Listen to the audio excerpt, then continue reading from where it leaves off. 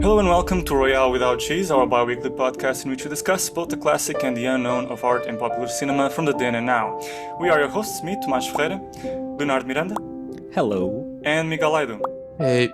Today we talk about The Graduate by Mike Nichols, a suggestion by today's special guest, a New York-based writer-director, Hanna Organschi. As always, before any ado, don't forget to subscribe, leave a comment, or simply give us a like. The Graduate is a 1967 American comedy-drama film directed by Mike Nichols and based on the 1963 novella by Charles Webb. It stars Dustin Hoffman as Benjamin Braddock, a recent college graduate who is seduced by an older married woman, Mrs.Robinson, played by Anne Bancroft, only to fall for her daughter. At the time of its release, The Graduate was the highest-grossing film of 1967 in North America, and it received 7 nominations at the Academy Awards, winning Best Director and becoming a pivotal role in Hoffman's career, widely regarded as one of the most influential films ever made. However, what did RWC think of this old coming-of-age tale trying to seduce us with its nerve-wracked youngster in a swimming pool of family pressures and marital woes? Friends, let's dive in, shall we? Well, so here we are, Anna. We would like to introduce you to the listeners at home, first and foremost. We know, of course, that you are a New England filmmaker with an MFA in film from NYU Teach and have received many accolades and support across your work. To name a few, the New York Women in Film and Television Scholarship for your breakout short, Bea Seriously, the NYU Tisch Westerman King Award for your follow-up short after that, Merci Poppy, the Spike Lee Production Fund for your thesis film, Fuck That Guy, and of course having your upcoming feature film debut, Rubber Hut, selected for the 2024 Sundance Screenwriters Lab, amongst others. But in your own words, we would like to ask you, how has your filmmaking journey been so far? Perhaps you would like to discuss as well what kind of films you want to make, and of course, how does the film that we are reviewing today, The Graduate, fit in your framework of influences? Well, hi to you all. It's great to be here. Thank you for including me in this ongoing conversation about movies and how they shape us. It's such a big question, how I got to here and how the film, The Graduate, has influenced my work and what I want to make. I mean, the answer in one word is enormously across the board. My way into film was sort of a meandering path. I was not the young person who knew that I wanted to make films. I honestly think probably until my mid-20s, I would have said that actors make movies, which sounds unbelievably naive. But I think I was just a consumer of films. I was really an audience and I loved watching, but I didn't think really very hard at all about the making of them. I was raised by, I don't know, parents who loved films, and also really, really raised by a grandmother who was a huge, like a voracious watcher, which is, insert The Graduate here, an early film for me, like probably much younger than, it's not, the word isn't appropriate. It's more like much younger than I was able to really experience the movie for all that it is, but it entered my life, I don't know, probably when I was 7 or 8. And I just I'll start with your last question first. I just felt in the room while watching the film with my grandmother that this was something important to her. And I think that's part of the joy of watching films with an audience, is that you get to experience what it is and you can just feel it, there's something in the air when it's affecting people. And to watch my normally sort of gregarious, amazing leading lady grandmother just be kind of quieted by the feeling that this film was tapping into and offering to its watcher, then me and my grandmother Gigi, was sort of sublime. I think it was very intense. So I just loved that it was doing that. And I don't think I would have had any answer other than I loved experiencing something with my grandmother, and watching her feel, which she was good at expressing, but I didn't always know what she felt. So she couldn't hide really, I guess, with this movie. And there's much more to say, I think, as I sort of accelerate, fast forward to now. I have much more context for why that might have influenced her, what she might have been feeling. Like, I have kind of the curiosity about those early experiences has certainly influenced the type of kind of characters and dynamics that I take on in my own work. It's usually, my work starts with questions that I have, often about the sort of unusual, stubborn, strong-willed women in my life.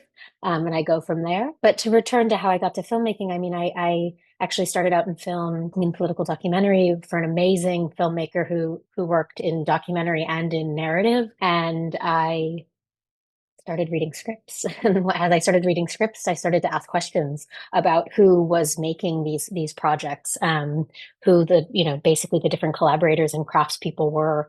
And the more I learned, the more obsessed that I became. So that was the beginning. There's more to say, but it's already been Yeah. long-winded, so I'll stop No, there. it's okay. It's okay. Yeah, That's no, lovely. it's you bring forth a lot of interesting ideas, especially the fact of experiencing a film with an audience, which in this day and age can be very underrated. But yeah, even whether in the comfort of our home or in this or in a theater screen, I think it's always interesting to see what other people think, especially in our family. I think with grandparents, especially interesting to see what their experience is like because the grandfather, the grandmother may be often quite a reserved person, not showing emotion. Then with the film a door opens, and that's a very interesting thing to see how they vibe off of it. What perhaps tells of a time long by that they live, or we perhaps didn't live, but how they react to that. Yeah, and what do you like most about The Graduate? What did impact you as a kid? I'll speak to it a little bit more how I feel about it now. I can't totally recall because my experience really watching that movie early was sort of ping-ponging my attention between my grandmother and the screen. Like it was such a study in watching somebody else experience something. Not that I had any knowledge that that's what I was doing at the time, but if I like think back to that, and I think that's true for when I then watched with my mother and like with other people, and I still, I rewatched The Graduate for this conversation. Not, I watch it a lot, but I rewatched it to kind of think about the movie, and I still found myself. I was watching with my partner. I still found myself looking to see what the reaction was like and how it landed for other people. And I don't watch movies that way, really. Like that's not, I can be quite engrossed and um I don't know. So I think that was a I mean, I think the tone is like fucking triumphant, to be honest. Like I think it's so searing in its humor, and it's also pretty generous as a film. Like I think it's pretty even when people feel sort of grotesque in their decisions and even in their kind of visual portrayal, like the way even the camera is situated, like the conversation between camera department, art department, wardrobe, it feels so fluid, and it's sometimes like, if you think about the pool scene, hyper elevated, and it still doesn't feel like mockery, which I love. Like it really feels like each of these characters, even if we push them into their extremes, is a person who has feelings that we care about, even the kind of the secondary supporting characters. So yeah, I mean, the tone is sort of masterclass in how to pull off the balance between comedy and drama, which is pretty much the most basic conversation you can have. But, getting that right is really hard. So it may be a basic conversation, but, very few people pull it off with such kind of like huge success and elegance, really, which I think this film feels so elegant to me. And it's also very damning. Oh, there's so much I love about it. I mean, it can be quite difficult to have. It's not basic at all. The dialogue between comedy and drama can be quite difficult to pull off, especially. I mean, in so many dimensions that this film have. I think this is one of the films that to me has one of the most brilliant setups that I've seen. That so quickly transports you to the emotional interiority of this character and what he's up against, and then his connection with Mrs. Robinson. But the setup alone, it's very reminiscent of a film from 1928, King Vidor's. There's this the crowd, this famous shot of the film where you're piercing in a traveling push into this guy in a crowd of like desk clerks, in this very familiar way, lost in anonymity. You have Ben lost amongst the passengers of a plane towards California where his upper class parents are. And it's just scene after scene of just transporting this object, this immovable object that is Ben, through a world that runs faster than he can ever run because he's up against these strong expectations that family and friends of his family have for him and what he must be and what he must say and what he must whatever. So it's always on movement. And of course, with that, it comes the great sound design that you have with the jet engines going off to your fucking mind, like, and you have the pilot narration predicting the future landing. Everything is on autopilot for this guy. And when he's on the escalators, it's always adding visually to that idea that he's this immovable object. And there's this surprisingly interesting acting decision from Dustin Hoffman of often in every scene keeping his eyes open, almost never blinking, so he feels like a robot in his daily life. So in those escalators is out of the airport. It's very interesting. It's very hypnotic because of those eyes constantly open up because he is still and yet moving. You see the background going. So and that's what he is by definition, almost put in this claustrophobic position of expectations, constant dialogue with him, and yet his power of thought and opinion is stifled by the people around them. And visually, nothing comes close in what is the exponent of that of the family party afterwards, where you have the long lenses and the handheld camera, completely putting him in a voyeuristic look far away, and yet the subjective POV of the camera that is transfixed by him as he moves into the space of the party and allows participants to enter into frame, poking him, smiling at him, grabbing him, even obstructing him from view, which creates this very interesting description of who he is and how he feels. It's constantly has what is that eloquence that you speak of. I think it's very interesting. Yes. No, I What also do you took guys note think? of that. I think it was like one of the first shots, which was his head against the aquarium, when his father comes in. And it's, yeah, it kind of speaks to that as well because I mean, you don't really cut to his father's face or any of the other characters' reactions. You constantly stay with Dustin Hoffman. And yeah, I think it would have been really easy to just go to sort of a shot reverse shot type situation there. But to just stay with him constantly, and especially against that sort of bluish aquariums background, is really smart. You just get inside of his head, and I think that's a really curious way of starting the film because you're constantly with him all the time, and it's something that immediately stuck out to me. I think in the beginning. But yeah, I don't know what you, Yeah, the Lenny, way the what you thought. film like visualizes his anxiety.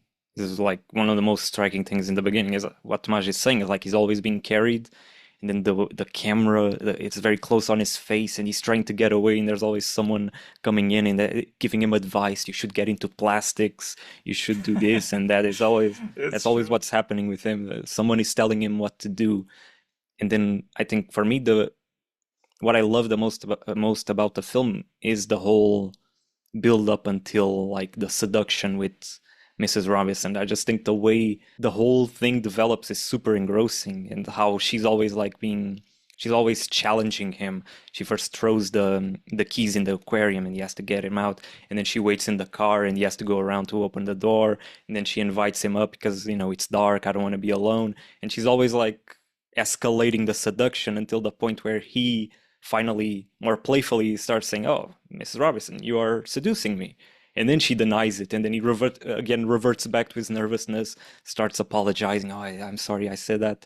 So that whole buildup is so amazing, and Dustin Hoffman is so like his stuttering, his nervousness, his anxiety is so you really feel it. I think he's fantastic in this. Yeah, it really is, and the tone as well. I think. I mean, I think Anna mentioned a bit, but I mean, it's kind of amazing because the film is very down to earth in its style and directing. I mean, you constantly, uh, I mean, you have a lot of musical moments, but I mean, that kind of builds up to the naivety of the character, which is a sort of very, uh, playful song, but also quiet, very indie style. So everything plays to that nervousness of Dustin Hoffman's character, and yet the style of the film never really departures from seriousness, which I think is a very interesting meld. Even as you said when we were in the pool, I mean, it's very easy to have made that sort of cartoonish in a sense, but it's all very quiet and sober. And I think to navigate this mix of themes where you see seriousness but also his nervousness, it's a very interesting way to portray his character. I think it was one of the things that I enjoyed most of the film, how quiet it is, but also at the same time how you feel every character very strongly. It's very well done, I think. Yeah, I mean, I think sometimes you watch a movie, or I'll speak for myself. Sometimes I watch a movie and I sort of like no longer have a critical brain because I just am so in it.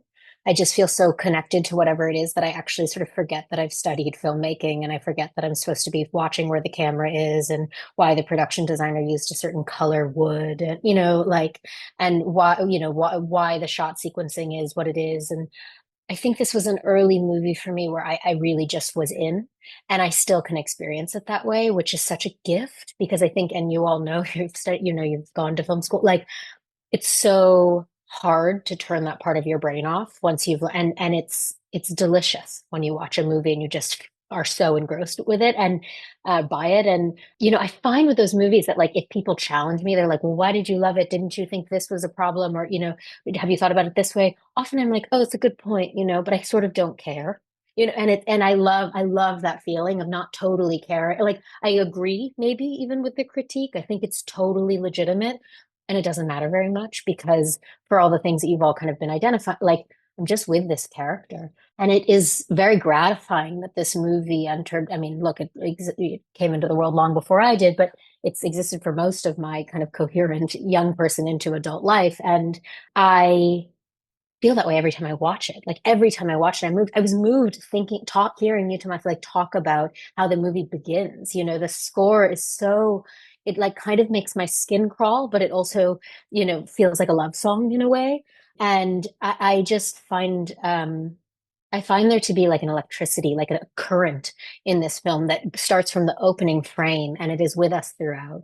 And that current is like in some, I guess that it's like it's Benjamin, but it also, one of its kind of superpowers to me is that it sort of passes the baton in various moments. Like, I don't feel judgmental of any of the characters, and I also can relate to all of them. I feel like poor Elaine, but also she's tricky, and Mrs. Robinson is a seductress, but she reminds me of my grandmother, who feels very human to me, and also kind of myself, so and Benjamin too, he's a privileged young white guy who's, society is not spending as much time thinking about, but here we are in 2025, and his story and his grappling feels as resonant as ever. So I don't know, it works on so many levels, but on the most basic level, I really care about this guy at the center of the film and who he's engaging with and how he feels. Yeah, it's very interesting, the case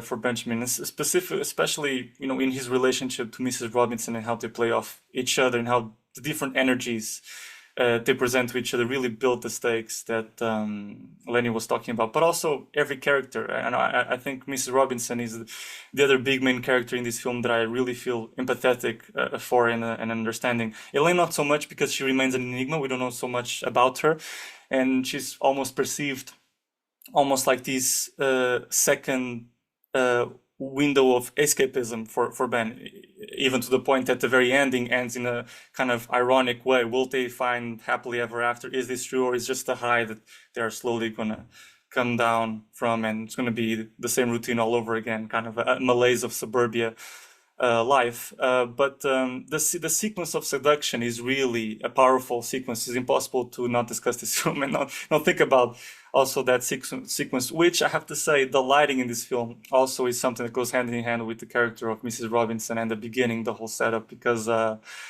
it's shot like as if it was a film noir. I believe that if you took all the color, you would see a film noir. While in contrast, most romantic comedies of the time, even going back 50s, 40s, if you think about Howard Hawks studio films or Rock Hudson and the like, it would be brightly lit, even as today, very lighthearted, comfortable, being invited to laugh with the characters at awkward situations. While here, have sharp shadows coming from figures of, objects like plants and window blinds and all the sorts, which give this added idea of mystery and something beneath this cover of extra politeness and being well-mannered and a member of high society and so forth that lies under. And so that, and particularly when you go to Mr. Robinson's house, somehow it feels even darker. So when he's trying to step on his tiptoes, where do I go with this, and etc. And because they are so different, she's so goddamn cool. She's so cool. She's so cool. It's crazy. Yeah, it's crazy. She's like and so Bancroft cool. is a genius. Yeah. And Bancroft is a genius. She's so cool. Like, she's sliding over his nervousness. So, like, super unaware, like, what is it, Benjamin, etc.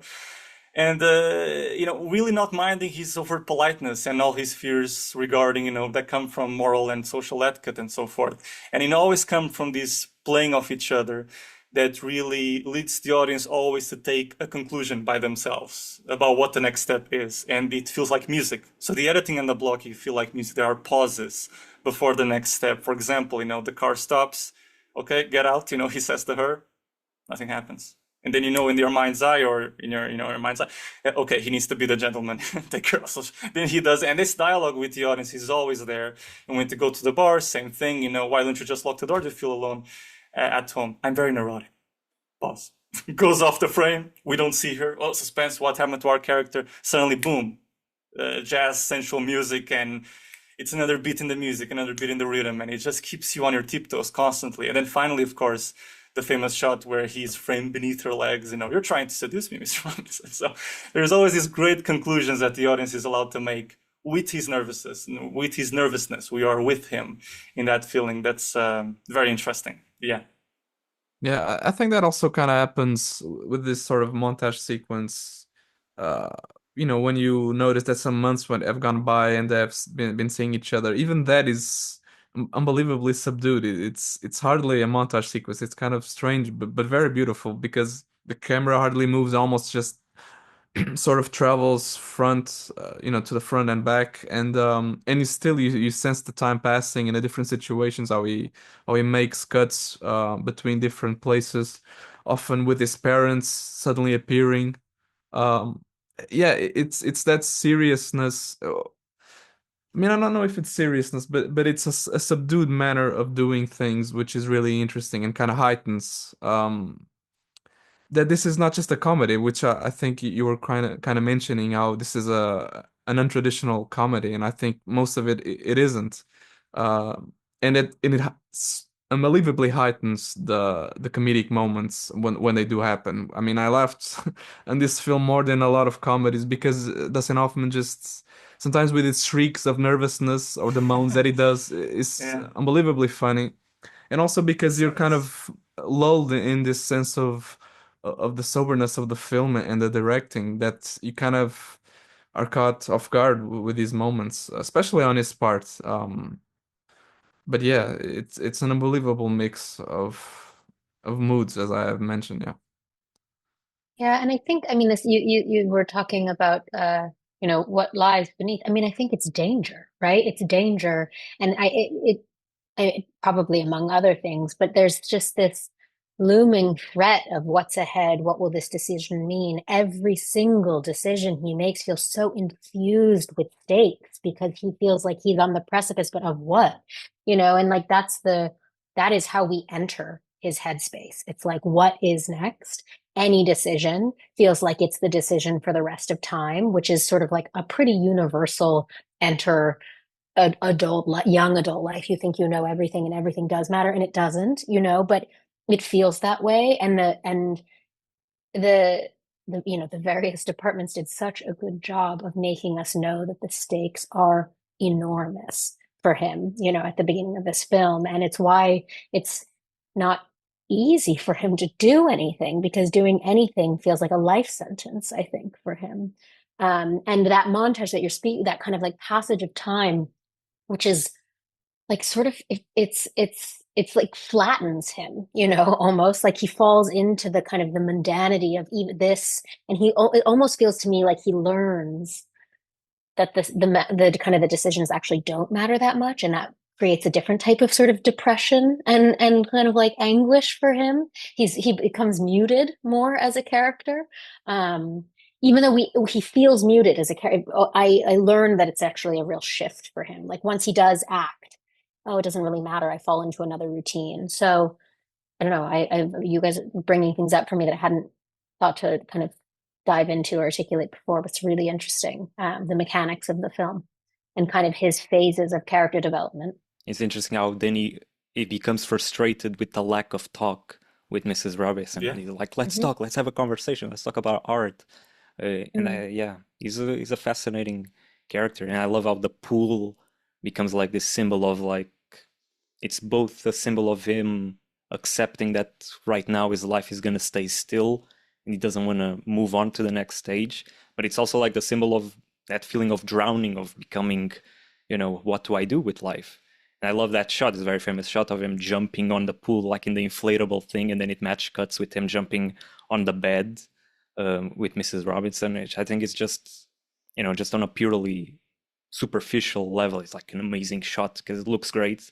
But then I also love the ideas that it brings, that like the pool is the symbol of him being trapped in this moment in time, and then in a way jumping out to bed with Mrs. Robinson. It's a way of escaping that feeling, but at the same time it's a trap itself that he will have to escape, and then becomes the whole thing, the whole, like the movie sort of moves towards a melodrama almost between this relationship between Elaine and Mrs. Robinson, and then that other amazing shot of Elaine understanding what's been happening, and the focus pull on her face. It's just, I think the movie, I mean, visually it's just filled with amazing moments.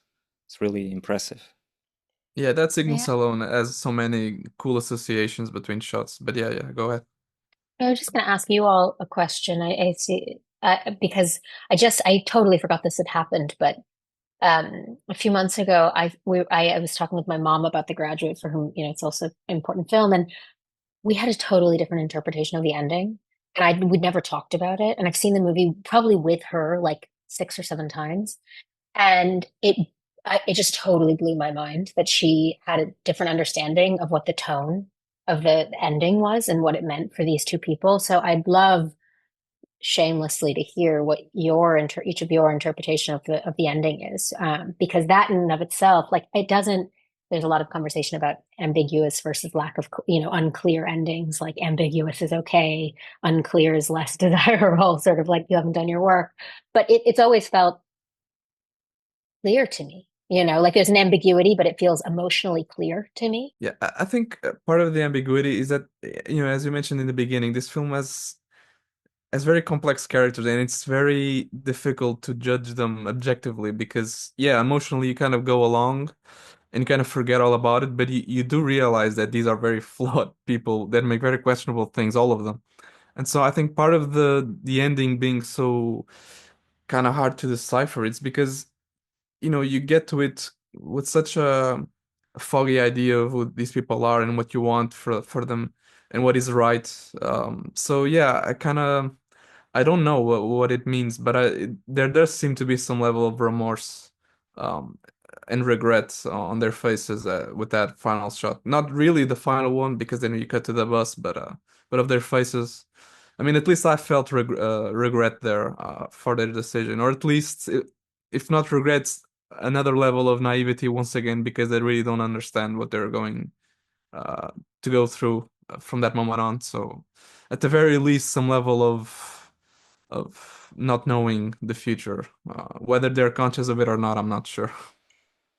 Yeah, that's what I feel too. It's just complete. Yeah, they're realizing what they've just done. Will they go the rest of their lives without interacting with their families? Because, like, it wasn't just a normal family fight. Like, it's something very specific. He had sex with her mother, and like the father hates him, and then it's just such a complicated situation. And they are so young, running away on a bus. She was supposed to get married. Like, it's such a radical decision that they just made on a very, very emotional high. But once the high goes off, like, I think they are sort of, they're getting scared of what is coming in the future. I don't know if that means they won't stay together. I don't know if it means that they're going to immediately go back and separate. But I think they are, it's like they're doing the math again and realizing that, yeah, this is a very difficult romance.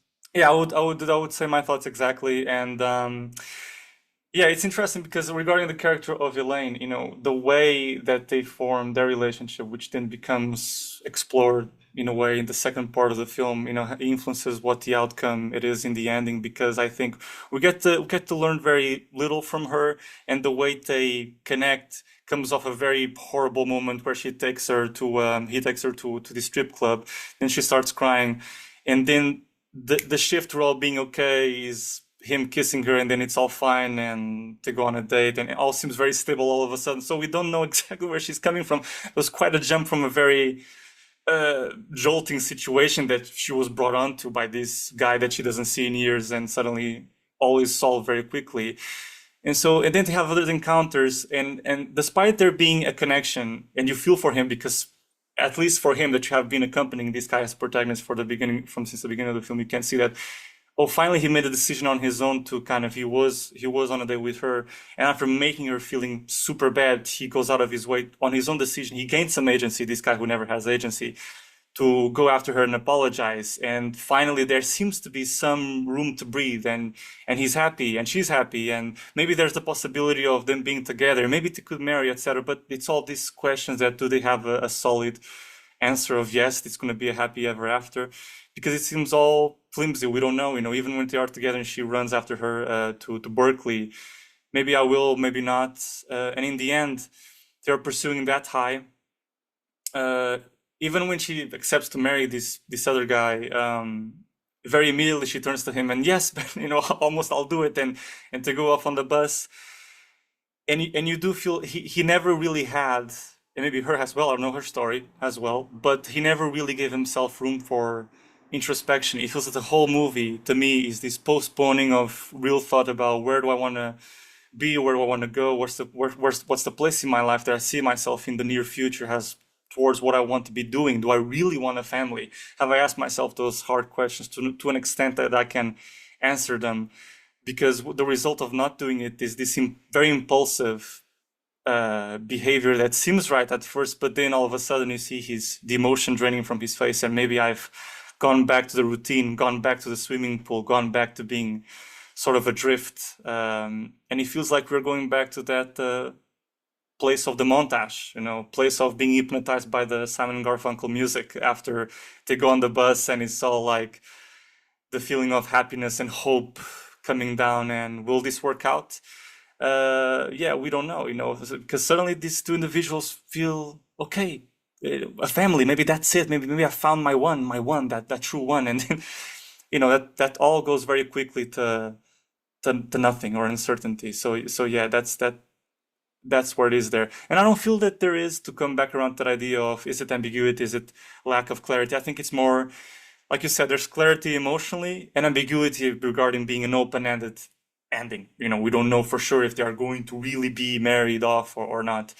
But there's certainly not lack of clarity, narratively speaking, because we've seen how these two people behave and what is the modus operandi of their behavior, so to speak, to then see this happening and say, okay, I see where poetically the movie wants to bring me in. It's really interesting to hear you all respond to it. I mean, I share that. I didn't. I've always thought that the ending is so dark. I've always felt like they're so doomed. There's very little hopeful read for me. And I don't know, there are such arresting performances by each of them in the bus as we sit with them and watch them sit with themselves. And I really did ask about this ending because my mom said, well, they're free, about the ending. And it's such a reminder that we bring to films what our kind of life circumstance is, and I can tell without sort of like, I don't know, I don't mean to A, speak for my mom, or B, speak about my mom without her permission, but like, I think she was seeking total escapism. So even if it was messy and kind of doomed, it felt still totally desirable. Like, let me put things up in flames, but at least I'm getting out of this kind of like, as I think, I don't know, I can't remember exactly how he described it, but something, basically the treachery of upper class suburbia, which of course also has benefits, and there's very lucky too. But I just, no part of me had that. Like, I wasn't trying to tear anything down. I don't, I think I was certainly searching for self, and made some rogue choices, and had to live with those. But I didn't have that. Like, there was nothing hopeful about the getting. I didn't feel that they did escape. I didn't feel that there was any way forward for them. I don't think there was ever a chance for them, from the opening, no, it's not even the opening scene, but the beginning of Benjamin's relationship with Mrs. Robinson, in the context of her marriage and his parents and their partnership, the business partner, all of it. Yeah, I don't know. Even that we can have this kind of in-depth conversation about the feelings at the end of the film, and that we interpret it differently, that I can have a totally different read of it than my mom, just I don't know, further endears me to the movie. We have a lot of scenes with him driving, and the sort of we zoom out with the Simon and Garfunkel music, and that always, for me, it kept giving me this association of, okay, he's looking for something, he's going out driving and trying to seek some sort of clarity, but nonetheless sort of seeking out something. And I think by the end, once we see him again on a bus, not a car, but some sort of vehicle, and he's going out and with the song again, I think that kind of brings back those ideas of, yeah, he's still seeking something out, and it's not a resolute thing. So yeah, whatever it is, it's not there yet, and I do think, yeah, I agree with that. It's kind of a sad ending to me as well, but it's definitely something that it's a process. He's still looking for something. I'm not sure if he knows what it is, and I'm not sure we ever know what it is. But by the end, I think we are kind of left. Okay, yeah, this is still going. We don't really know much more. Again, it's him being driven somewhere by like it's not him driving, so he loses that agency again. And then I also think the shot of the people looking at them, like it also puts in this thing of, what have we done? Like they're all older people looking at these two young guys, two kids basically. She's clearly run away from a wedding. I think immediately they become very self-conscious. And also the detail of Elaine looks at him, but he doesn't look back. So I also think that in her puts a bit more doubt as well. So I think that all these little things in the ending make you like doubtful of the hope that they felt in that moment in the church, which is, I mean, when I'm watching it, like I want her to go with him, but it's also, you're not thinking straight. Like it's a very emotive thing. It's a very, it's a rebellious thing that you want to see. Yeah, I mean, that pulling the cross, and well, it's just like truly one of my favorite images in film, or just in general. Yeah, no, it's interesting that thing because in a way we spoke about the influence of, so to speak, film noir. In that moment, it feels like a 70s horror movie in a way because you see all those faces in close up, echoing what Ben has already seen in his kind of swimming suit. These adults speaking to him, but yet not listening. And Elaine has the same experience. They're screaming, shouting at them, and she can't listen as well. She becomes also kind of in this shell of her own. And then all of a sudden he picks a cross and back away zombies, So is this, it's the one hero against the collective, which is kind of interesting. It's always there, but then in that final climatic scene, it becomes something of a very physical fight, almost like there's another genre involved, it enhanced the comedic aspect of it. I think even him kind of, poor Mr. Robinson kind of fighting him and then going against the wall. But yeah, all those aspects. I was sort of smiling because I was thinking like about what would have happened in movies, film school. I'll call it film school. That if we talked about this, would there have been somebody in the classroom who was just like, it's just a rich white boy who can't figure out his life. Like, why are we spending so much time? And I totally hear that. I think I totally hear that. I can deflate the kind of like very heady conversation that we're all having with that point of view, and still I care about this guy, so it brings me to the script. I mean, Buck Henry, it's so, and Calder Wallingham, is that his name? Calder Wallingham, excuse me, I should have checked my research before, but it's such good writing. It's really, I mean, it's great performance. We've talked about the various things, but I think that the blueprint that they were working off of was very emotionally astute and very carefully kind of planned character journey, and including the kind of the arcs of the supporting characters. And I totally hear you from an earlier comment about Elaine being it's she feels definitely have less time with her. She has maybe slightly less interiority scripted than some of the other characters. But even still, the time that we have with her, she feels searching too. She feels, sure of herself in the ways that she is, and also totally fumbling in other ways, which is part of why I think her surprising scenes back to back I go with, because there's enough doubt sown early that she has a clue how to navigate things. And that doesn't mean she's not going to make bold choices and be somebody with a big brain and big capacity, but she's also fumbling. Yeah, I don't know. It always comes back to the script. I feel like every time I have a conversation about a movie, if I've loved it, I return to what were they starting with? What is this kind of guiding document? I don't know how faithful they were to it. Of course, I've read it, but I don't know if it, the shooting script has been doctored later. But I don't know. Have any of you read it, or are you familiar with, the kind of the script to screen process for the film? I don't know. No, I haven't. I haven't read the No, script actually. me No. neither. But But it's Calder Willingham. Yes, Yeah, whatever. willing. Thank you. right. Thank you. Thank you. Yeah. I think it must be the original script, but I mean, it has those images. There's kind of those images that we all they feel iconic. It's an overused, undermeant word in our kind of lexicon, but there's real iconography of visual storytelling in this film. I can think of like more than 5 examples of images that feel like we borrowed, over and over, and not in an annoying way from it, because it's just so an image that says so much that, that's why it's a film, why it's film, and not a novel. And regarding the idea of, the film student commenting in film class, just a rich white guy, that's interesting in itself because it lends this idea, but, it's also about, he has problems within his context. It's maybe first world problems, maybe problems of a rich white guy, but he's a human being with legitimate problems that we all feel and this emotional system can understand. So when applied to that, of course, it's totally legitimate to feel for him. It will be flippant to say, it's just a rich white guy, although I can understand where he's coming from, different opportunities, different privileges, different benefits.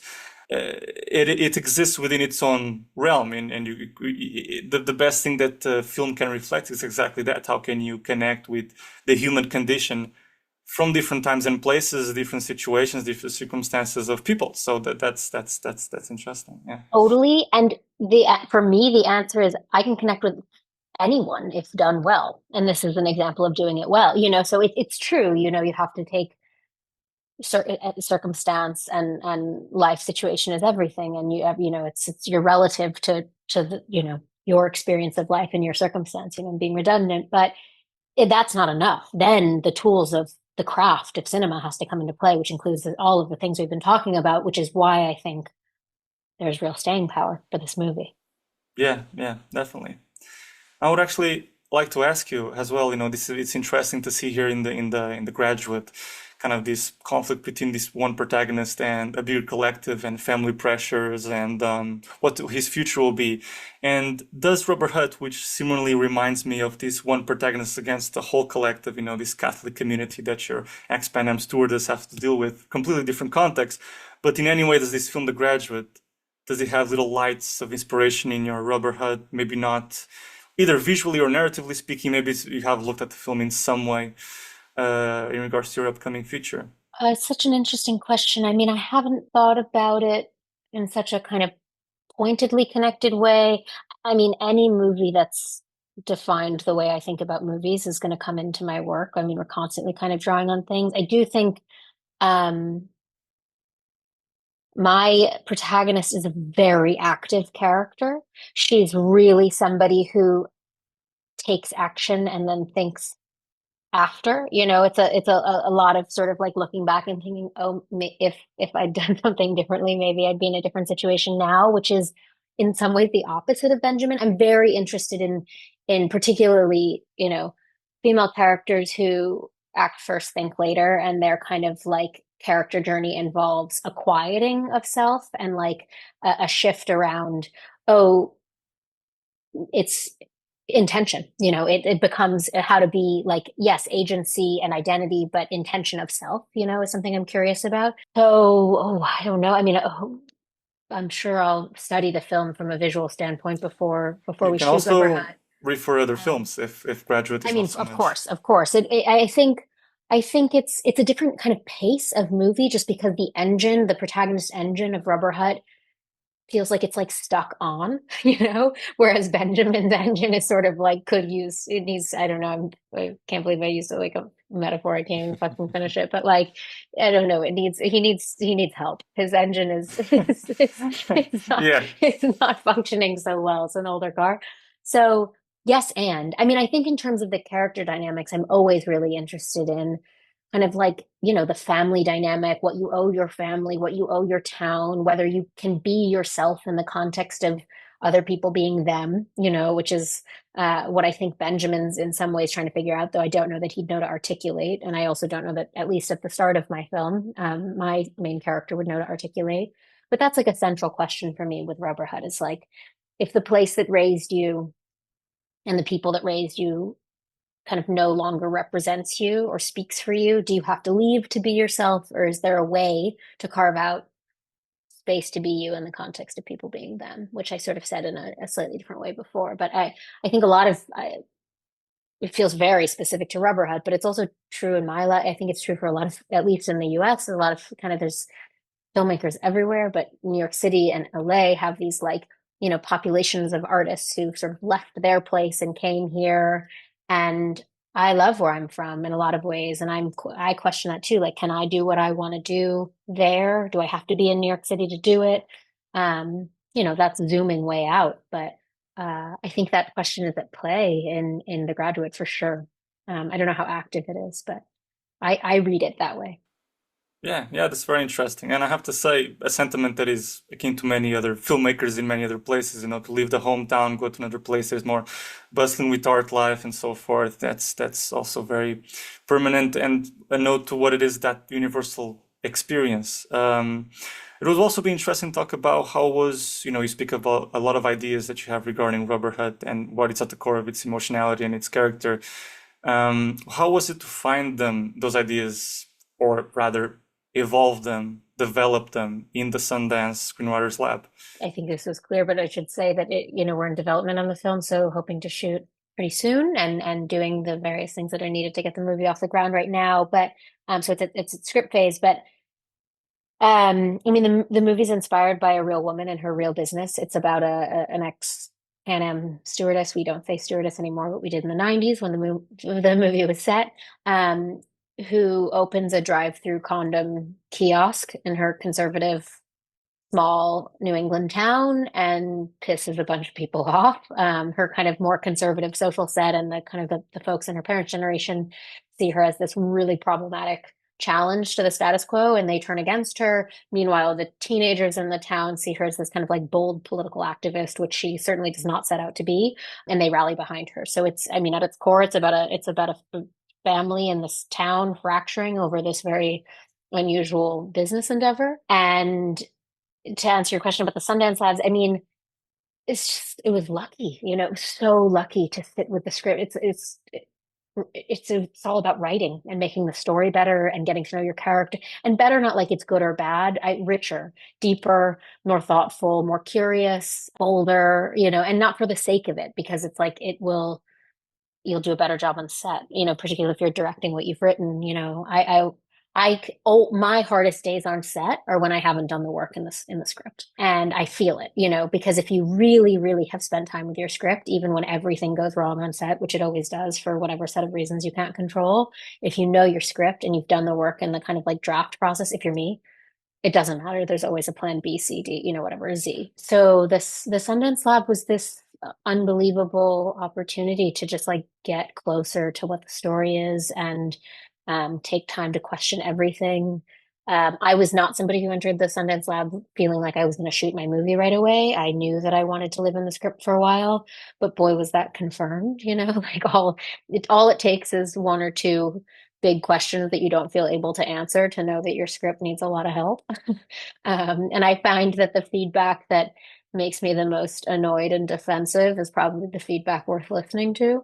So there was a lot of that. Yeah, I just try to take on everybody's ideas about what the movie was and what it should be, and then totally kind of power down for a bit of time and then dug back in. And I've been doing kind of iterative draft work since then. And now temporarily pencils down as we gear up to make it. But we'll sort of always be writing, and we'll write drafts for the right actors, and look forward to bringing the right partners in who ask questions that make me want to like hit my head against the wall, but are probably really legitimate. Yes. Yeah, that brings to an interesting question, regarding collaborators and actors. Just to kind of sum it all up, we have seen your shorts, both Merci Poppy and Fuck That Guy, and it was really interesting to see the transformation from one to the other of Victoria with completely different characters. It was amazing in that regard. And Do you is it a relation? How was that relationship with that actress, and do you see it moving on, if you can ask? Because it just spurs the imagination if you have crossed your mind to continue that collaboration, for example, in Rubber Hut. Yeah, I mean, Victoria's amazing. I worked with her in Mercy Puppy because I sent an offer to, to her team, via my casting director, and she saw actually my short before Mercy Puppy and responded to it and agreed to do it. So it was sort of this organic, but also very kind of typical process of a director who had a very small resume sending a letter and a package into the ether and hoping somebody would respond and waiting a long time, only to stumble into a very collaborative and exciting relationship.